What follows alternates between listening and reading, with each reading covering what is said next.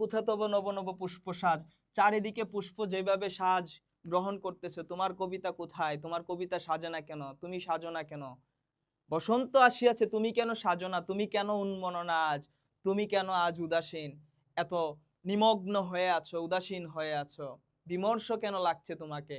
তাহারই পরে মনে, সেই সুফিয়া কামালের অনবদ্য সৃষ্টি, তাহারই পরে মনে, যার স্রষ্টা হচ্ছেন আবার সেই সুফিয়া কামালই।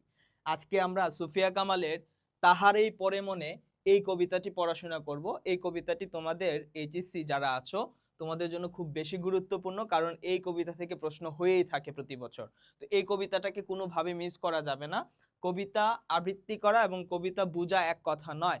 কবিতা আবৃত্তি তুমি করতে পারো, করো, যে কোনো ভাবে করে ফেলতেছো, বাট কবিতার ভেতরে কি আছে সেটা একটু বুঝতে হবে। আর বেসিক্যালি যারা হচ্ছে শিল্পী অর্থাৎ কবিতা আবৃত্তি করে, তারা হচ্ছে চিন্তা করে কবিতার কোথায় কি উচ্চারণ করতে হবে, কোথায় কিভাবে টান দিতে হবে বিষয়গুলা। বাট আমরা যেহেতু পড়াশোনা করবো, আমাদের পড়াশোনার খাতিরে আমরা যতটুকু পড়াশোনা দরকার এবং এই কবিতার মূল কথা কি, এই কবিতার ভেতরে কি আছে, কবিনী অর্থাৎ কবি সুফিয়া কামাল আমাদের কি বুঝাতে চেয়েছেন, এই বিষয়গুলো আমরা আজকে তুলে ধরবো বা বের করে নিয়ে আসবো কবিতা থেকে। দেখো পুরো কবিতাটা জুড়ে যা যা আছে, যে যে কাহিনীগুলো এখানে বর্ণিত আছে, এই যে এইখানে এই চিত্রটার মধ্যে মনে হয় ফুটে উঠেছে। তোমরা যদি কবিতাটা পড়ে থাকো, দেখো সেই বিষণ্ণ কবিনী বসে আছে, যেখানে হচ্ছে ফাগুন এসেছে বা বসন্ত এসেছে, কিন্তু কবির মনে কোনো উচ্ছ্বাস নেই। এখানে কি নীরব।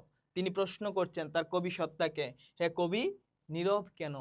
ফাগুন যে এসেছে ধরায়, বসন্তে বরিয়া তুমি লবে নাকি তব বন্দনায়। তব বন্দনা মানে কি? কবিরা আসলে কি করে, কিভাবে বন্দনা করে?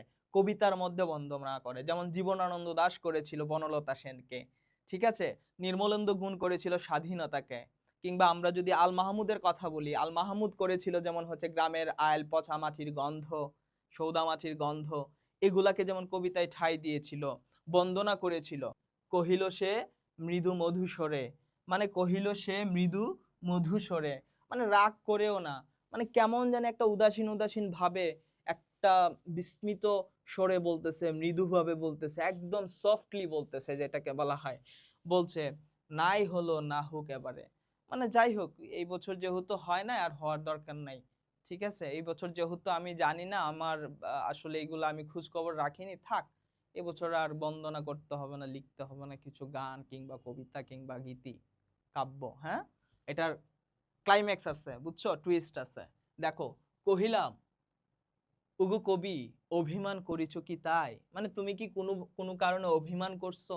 কেন লিখতে চাইতেছো না? বসন্ত আসছে, তুমি কেন লিখতে চাচ্ছ না? তুমি কি কোনো কারণে অভিমান করে আছো কোনো কিছুর উপরে?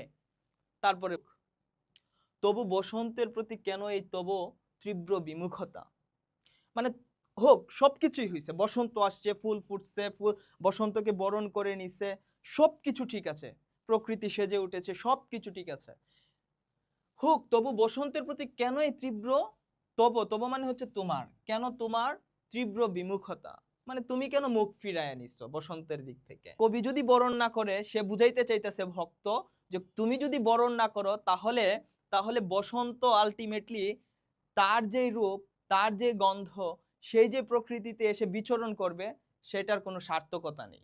মানে তোমাকে বরণ করতেই হবে, তুমি না করলে এই বসন্তের কোনো সার্থকতা নেই। বুঝতে পারছো? এরপরে আসো, কহিল সে কাছে সরে আসি, মানে কাছের দিকে এসে বলছে, কুহেলি উত্তরি তোলে মাঘের সন্ন্যাসী। এই যে কবি এইখানে এসে টুইস্টটা লাগাই দিল যে কুহেলি উত্তরি তোলে মাঘের সন্ন্যাসী, এই কথাটার মানে হইতেছে, কোহেলি মানে হচ্ছে কুয়াশা, উত্তরি মানে হইতেছে চাদর, তোলে মাঘের সন্ন্যাসী, মানে সে বুঝাইতে চাইতেছে যে কুয়াশার চাদরে ডেকে আছে মাঘের সন্ন্যাসী। মাঘের সন্ন্যাসীর কথা মানে কুয়াশা যে আসছে বা শীতকাল যেটাকে বলা হয়, শীতকালকে মাঘের সন্ন্যাসীর সাথে তুলনা করেছেন তিনি। মাঘ মাসের কথা বলতেছে, যেই মাসে সবচেয়ে বেশি শীত থাকে, এখানে সন্ন্যাসী রূপে যেন আসছে, কুহিলি উত্তরি তোলে মাঘের সন্ন্যাসী। তারপর বলছে গিয়াছে চলিয়া ধীরে পুষ্পশূন্য দিগন্তের পথে। ওই যে আমি বলছিলাম পুষ্পশূন্য দিগন্তের পথ, মানে বুঝাইতে চাইতেছে শীতকালে পাতা ঝরে, শীতকালে কুয়াশায় যখন তোমার সবকিছু কেমন জানি রুক্ষ সূক্ষ্ম হয়ে যায়, ঠিক আছে, মানুষের গায়ের চামড়া পর্যন্ত ফেটে যায়, বুঝতে, শূন্য হস্তে তাহারে পরে মনে ভুলিতে পারি না কোনো মতে। চিন্তা করো, শেষ পর্যন্ত এসে বলছে যে আমার কেন ভালো লাগবে, কেন আমি বসন্তকে বরণ করিয়ে নিব, কেন আমার কবিতায় বসন্তকে ঠাঁই দিব? কারণ আমার মনে তো আছে তাহারেই পরে মনে, মানে তাহারেই তো আমি ভুলতে পারছি না। বুঝতে পারতেছ? তাহারে মানে বুঝাইতে পারছি কে? তাকে এসে ভুলতে পারতেছে না। কিসের বসন্ত আর কিসের ফাগুন, কিসের পুষ্প সাজন, কোনো কিছুই তো তার ধারে কাছে আসবে না, আসতে পারবে না, ভিড়তে পারবে না, কারণ তার মনে একজন পড়ে আছে। ভুলিতে পারি না কোনো মতে, আমি তাকেই ভুলতে পারছি না, যেভাবে বিষণ্ণ ভাবে আমাকে ছেড়ে চলে গেল।